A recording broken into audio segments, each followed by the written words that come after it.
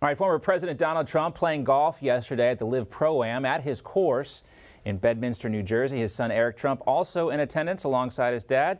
The former president was greeted at the start with applause on the first hole, but his critics apparently are teed off over his support for the Saudi-backed golf league. Yeah, but obviously it is good for business and a lot of the golf fans. Joining us live now with more on what's happening today at Bedminster is our national correspondent, Mike Carter. Pretty good assignment for a Friday in the summer, Mike, I have to say. Yeah, not bad, guys. A little bit of rain in the forecast here in northern New Jersey today. It's holding off for now. We're about to tee off here next hour. A lot of pros expected here this weekend. We actually just saw one of them a few minutes ago. Phil Mickelson, the lefty himself, walking by, getting ready for his tee time shortly after 1 p.m. Eastern. On Thursday, we learned that Bubba Watson, the two-time Masters Tour champion, he'll be joining LIV Golf. He joins folks and names like Sergio Garcia and Dustin Johnson. A lot of folks coming from the PGA Tour to LIV Golf these days. As you guys just mentioned, yesterday while playing in the Pro-Am alongside golfers Bryson DeChambeau and Dustin Johnson and his son Eric, President Trump, he teed off to a smattering of applause from a crowd of a few dozen officials here.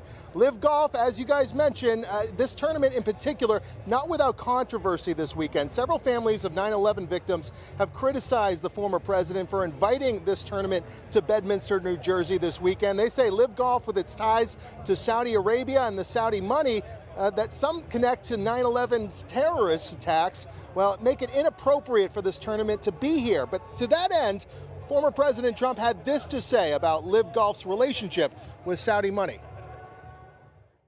They've been friends of mine for a long time.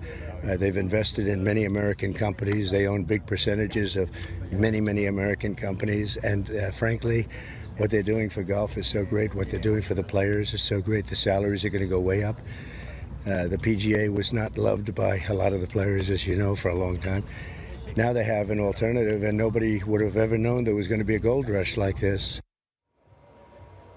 And Greg Norman, the former #1 player in the world and the current CEO of LIV Golf, had this to say when it comes to the controversy surrounding his company. Look, I'm disappointed people go down that path. Quite honestly, if they want to look at it in a prism, then why does the PGA Tour have 23 sponsors doing $40+ billion worth of business with Saudi Arabia? Why is it okay for the sponsors?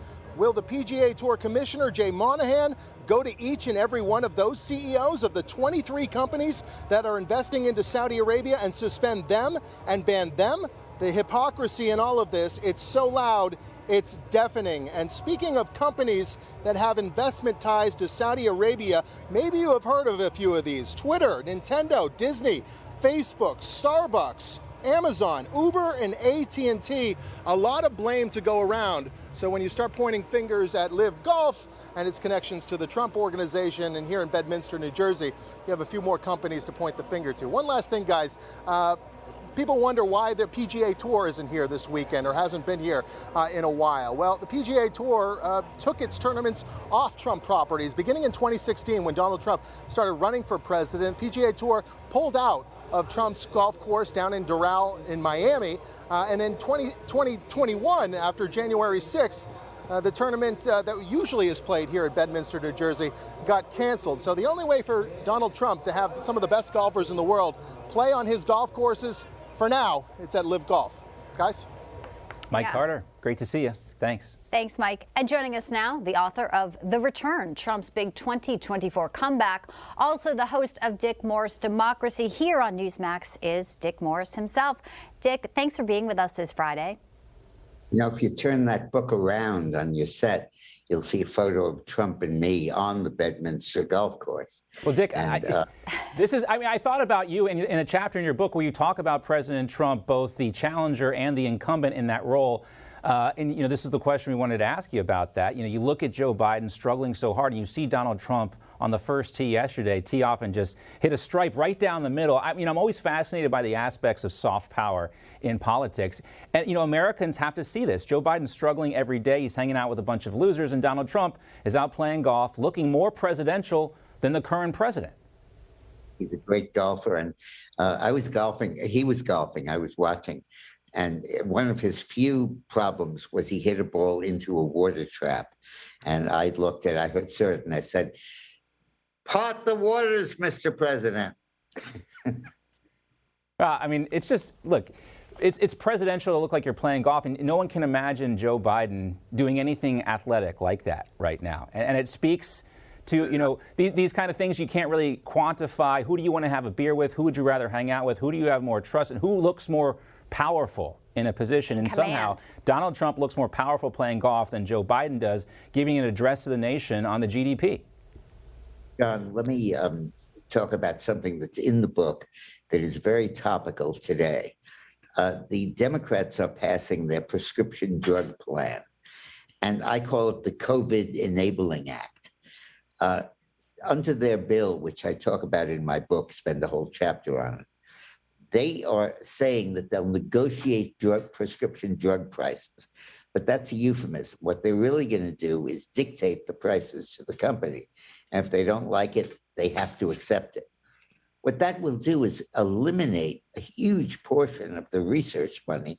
Dick, I want to get your perspective, and that's an important note there, but also when it comes to drugs and what people are taking, there's been a video here. We'd love to get your perspective on it. Some are saying, what is Biden taking? He's on camera, not blinking. Some are claiming it's a deep fake. That's sort of been circulating, saying it wasn't Biden at the podium. You know, he doesn't blink for a long time. Now there's questions about his cognitive ability. As you know, that letter from Republicans has been sent. What do you make of this particular clip, Dick? Well, I make that Biden's on the blink. I think the Democrats are going to come to Biden, and this is a big theme of the return in my book, and say, look, after the 22 debacle that's going to happen, you can't run again. You can't lead us into another fiasco. And then I think he'll have to pull out, and I think Harris will pull out too. But then I think the guy who's going to rocket to the top of the polls for the Democrats is Bernie Sanders. And that is going to drive the Democrats crazy and fear. And they can do the same thing they did in 2016, go hat in hand to Hillary Clinton and saying, save us from Bernie Sanders, just like they did in 2016. And she'll run, she'll win the Democratic nomination, and she'll get slaughtered by Trump a second time. It's a fascinating chain of events that could play out. You know, you make a great case for it in the book, and I think we have the picture, Dick, of you with President Trump at Bedminster. If you can put it up on the screen, we were talking about it. I think we have, there it is right there. Looking good, Dick, and so is the president. Really nice. Stand right next to me. It'll make you look taller. Well, great to see you, Dick. Yeah, great. And make sure you check out Dick's brand new book, the best-selling The Return. It is in bookstores everywhere. You can also get his book for free. Just go to thereturn611.com. We have a special offer. Dick, have a great Friday. We'll see you here on Newsmax this weekend. Thank you. Hey guys, it's Rob Carson. I want to tell you about the Patriot Gold Group. But first, let me tell you that the S&P has already lost $8.2 trillion in 2022. Did you know that? Peak inflation is not even hit despite the Fed rate hikes on groceries, on gas. You know it as well as I do. Morgan Stanley and Goldman Sachs are warning of another 20% drop. Inflation is winning in a knockout right now. The Fed is going to raise rates again at the end of July. Meanwhile, Goldman, Wells Fargo, and Bloomberg are all forecasting gold to surpass all-time highs. If you want to invest in gold, call 888-936-2373 now. Call the Patriot Gold Group today and ask about their no-fee-for-life IRA. Sounds like a good deal, don't it? Here's the number, 888-936-2373. 888-936-2373 for the Patriot Gold Group.